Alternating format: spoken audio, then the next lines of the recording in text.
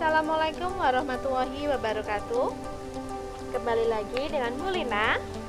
Pada kesempatan kali ini kita akan belajar tentang proses masuk dan perkembangan penjajahan bangsa Eropa ke Indonesia. Yang pertama kita akan membahas tentang kolonialisme dan imperialisme. Apa itu kolonialisme dan imperialisme? Pengertian kolonialisme dan imperialisme. Kolonialisme adalah penguasaan suatu wilayah dan rakyatnya oleh negara lain untuk tujuan yang bersifat militer atau ekonomi, termasuk rakyat dan sumber dayanya. Kolonialisme membuat negara yang ditaklukkan menjadi negara koloni, yaitu negara yang harus tunduk di bawah kekuasaan negara kolonial.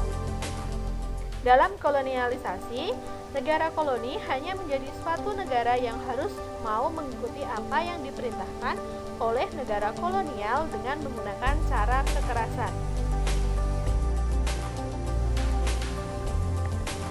Berikutnya adalah imperialisme. Imperialisme merupakan usaha untuk menguasai daerah lain atau perluasan daerah jajahan dan kekuasaan. Tujuannya untuk memperoleh kekayaan, segala macam kemewahan, dan kebendaan. Imperialisme biasanya dilakukan oleh negara atau bangsa yang memiliki kekuatan militer yang kuat, serta memiliki persenjataan yang kuat juga, sehingga mudah melakukan penaklukan. Berikutnya adalah kedatangan bangsa Eropa ke Indonesia. Yang akan kita bahas pada kesempatan kali ini adalah yang pertama, faktor pendorong kedatangan bangsa Eropa, kedatangan bangsa Portugis, kedatangan bangsa Spanyol, kedatangan bangsa Inggris, serta kedatangan bangsa Belanda. Pertama adalah faktor yang mendorong kedatangan bangsa Eropa ke Indonesia. Konsep 3G, Gold, Glory, dan Gospel. Gold adalah kekayaan, Gospel adalah penyebaran agama Kristen, serta Glory untuk memperoleh kejayaan. Berikutnya adalah jatuhnya kota Konstantinopel ke tangan Turki Utsmani pada tahun 1453. Ini menyebabkan bangsa Eropa mengalami kesulitan dalam memperoleh rempah-rempah. Yang berikutnya adalah kemajuan ilmu pengetahuan dan teknologi seperti teori heliosentrisme, penemuan kompas, teropong, dan peta. Yang berikutnya adalah buku karangan Marco Polo yang berisi tentang perjalanannya ke timur. Kedatangan bangsa Portugis. Tokohnya yang terkenal yang pertama adalah Bartolomeus Dias. Bertolak dari Lisabon, bergerak ke arah selatan menyusuri pantai barat Afrika, yang kemudian diberi nama Tanjung Harapan. Kemudian Bartolomeus Dias kembali lagi ke Portugis karena ada gelombang badai yang besar. Ini merupakan peta pelayaran dari Bartolomeus Dias.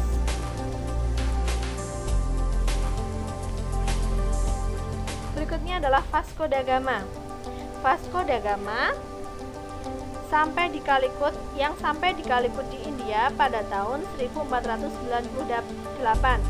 Lalu pulang ke Lisabon, Portugal dengan membawa rempah-rempah.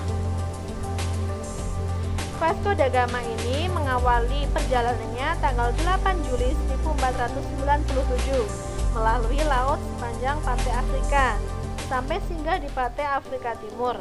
Selanjutnya memasuki Samudra Hindia. Ekspedisinya atas perintah Raja Portugis Manuel I. Merupakan peta jalur pelayaran Portugis.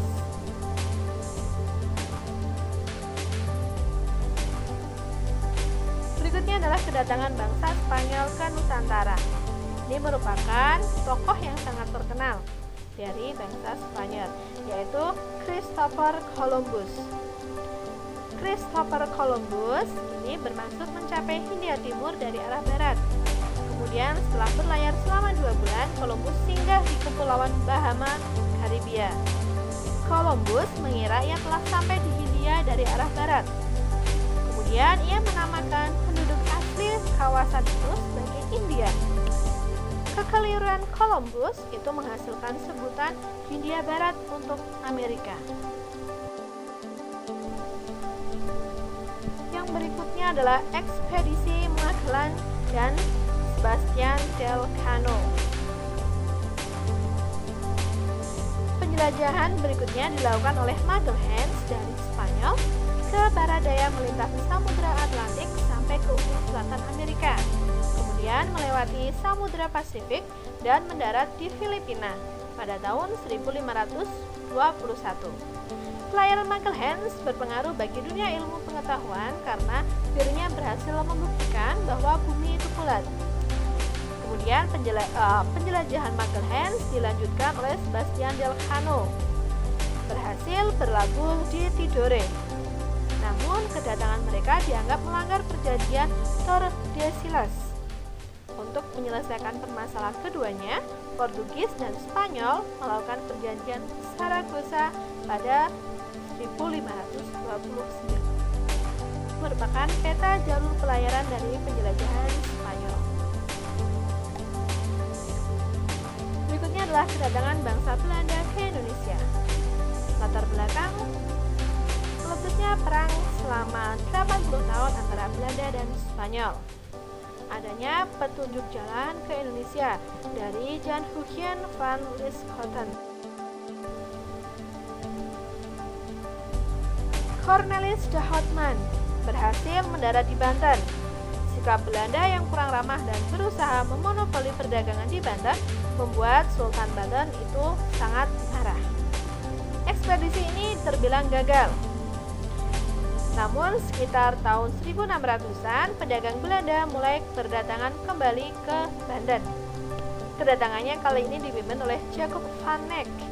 Ini berhasil mendarat di Maluku dan membawa rempah-rempah. Keberhasilan van Eyck menyebabkan semakin banyak pedagang Belanda datang ke Indonesia.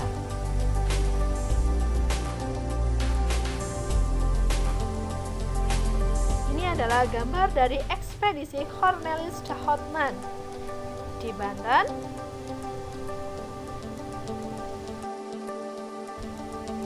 Berikutnya adalah kedatangan bangsa Inggris. Tahun 1600, EIC mendapat hak khusus dari pemerintahan Inggris untuk menangani perdagangan di Asia. EIC memiliki hak penuh dalam memonopoli perdagangan di Asia. Orang-orang Inggris sampai ke Indonesia pertama kali sewaktu penjelajahan F. Drake di Ternate pada tahun 1570. Baik, terima kasih. Itu tadi kita sudah belajar tentang proses masuknya bangsa Eropa ke Indonesia. Sampai berjumpa kembali di kesempatan berikutnya. Wassalamualaikum warahmatullahi wabarakatuh.